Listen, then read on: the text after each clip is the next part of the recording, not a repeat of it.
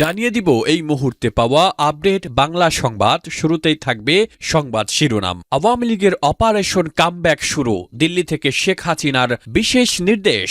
ফাঁস হলো আসন্ন নির্বাচনকে সামনে রেখে দেশে একযোগে মাঠে নামার ছক। এটিই হবে ইউনূস সরকারের সামনে সবচেয়ে বড় চ্যালেঞ্জ। এরপরে জানিয়ে দিব শেষ মুহূর্তে ওয়াশিংটনের বড় চাল, আওয়ামী লীগের উপর নিষেধাজ্ঞা প্রত্যাহারের গুঞ্জন। হঠাৎ কেন ইউনূস সরকারের ওপর চটেছে হোয়াইট হাউস, জানাবো এ সম্পর্কিত একটি গুরুত্বপূর্ণ প্রতিবেদন। এরপরে জানাবো এনসিপি ও বিএনপির মধ্যে পাল্টাপাল্টি উত্তেজনা।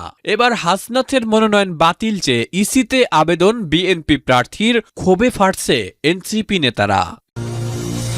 এবং সবশেষে জানিয়ে দিব নির্বাচনকে সামনে রেখে বিএনপি নেতাকর্মীদের হত্যার টার্গেটে ঢাকায় স্বেচ্ছাসেবক দলের নেতাকে গুলি করে হত্যার পর এবার জয়পুরহাটের পাঁচবিবি উপজেলায় যুবদল কর্মীকে হত্যা। এতক্ষণে সংবাদ শিরোনামগুলো শুনছিলেন, এবারে জানিয়ে দিব বিস্তারিত। তবে তার আগে ভিডিওতে একটি লাইক এবং কমেন্টস করে আপনার বুদ্ধিবৃত্তিক মতামত জানান এবং জানান কে কোন স্থান থেকে আমাদের এই সংবাদ দেখছেন বা শুনছেন। আওয়ামী লীগের অপারেশন কামব্যাক শুরু, দিল্লি থেকে শেখ হাসিনার বিশেষ নির্দেশ।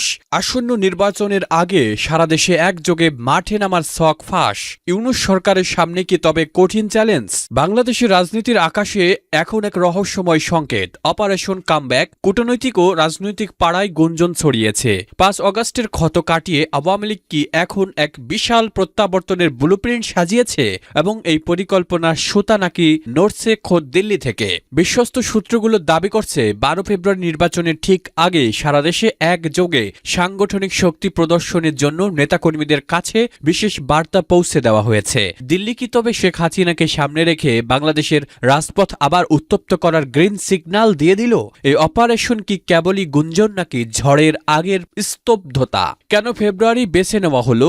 আওয়ামী লীগের কৌশলীরা মনে করছেন ১২ ফেব্রুয়ারি নির্বাচন যদি তারা প্রতিহত করতে পারে বা সেখানে ভোটার উপস্থিতি শূন্যের কোঠায় নামিয়ে আনতে পারে তবেই তাদের রাজনৈতিক বিজয় সুনিশ্চিত। অপারেশন কামব্যাকের অংশ হিসেবে তৃণমূলের নেতাকর্মীদের নির্দেশ দেওয়া হয়েছে নিজেদের এলাকায় ছোট ছোট দলে বিভক্ত হয়ে জমায়েত হতে এবং নির্বাচনের আমেজকে চ্যালেঞ্জ জানাতে।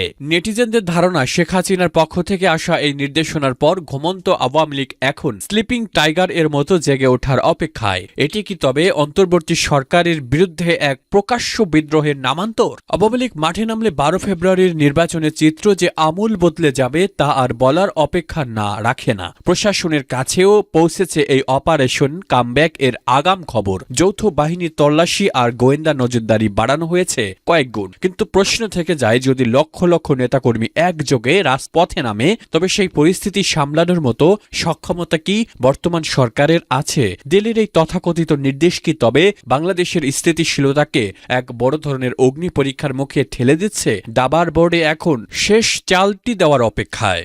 ওয়াশিংটনের বড় চাল, আওয়ামী লীগ নেতাদের উপর থেকে কি নিষেধাজ্ঞা প্রত্যাহার হচ্ছে? হঠাৎ কেন ইউনূস সরকারের উপর চটেছে হোয়াইট হাউস? সব জল্পনা কল্পনার অবসান ঘটিয়ে ওয়াশিংটনের কূটনৈতিক পাড়ায় এখন এক নতুন গুঞ্জন। হোয়াইট হাউস কি তবে ডক্টর ইউনূসের উপর থেকে আস্থা হারাচ্ছে?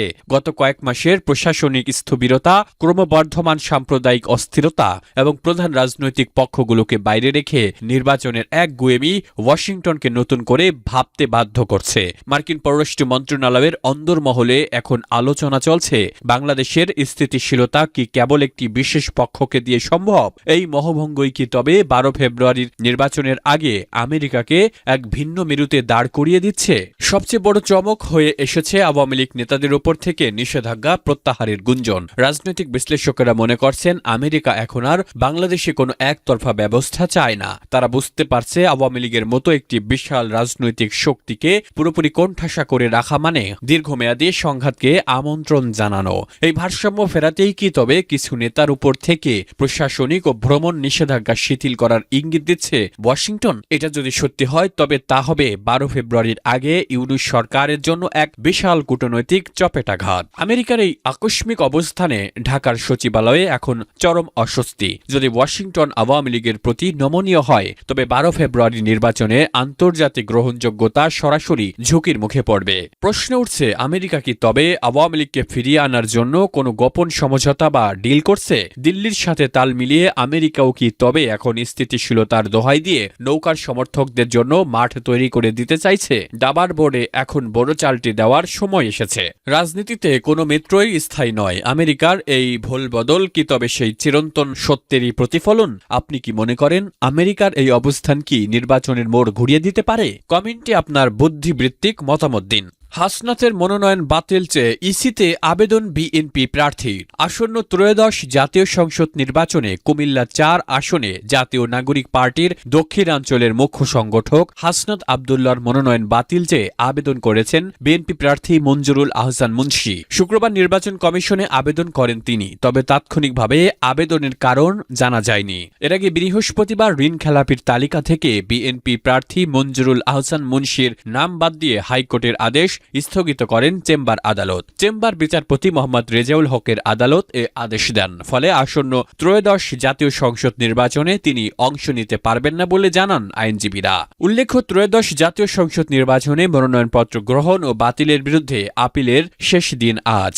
আপিলগুলোর শুনানি 10 জানুয়ারি থেকে শুরু হয়ে চলবে 18 জানুয়ারি পর্যন্ত। এবার যুবদল কর্মীকে হত্যা। ঢাকায় স্বেচ্ছাসেবক দলের নেতাকে গুলি করে হত্যার পর এবার জয়পুরহাটের ৫বিবি উপজেলায় এক যুবদল কর্মীকে হত্যার ঘটনা ঘটেছে। বৃহস্পতিবার রাত 10:30টার দিকে উপজেলার সালাইপুর বাজারের ঢাকার পাড়া রাস্তার মোড়ে এ ঘটনা ঘটে। খবর পেয়ে ঘটনাস্থল থেকে মরদেহ উদ্ধার করে জয়পুরহাট আধুনিক জেলা হাসপাতালে মর্গে পাঠিয়েছে পুলিশ।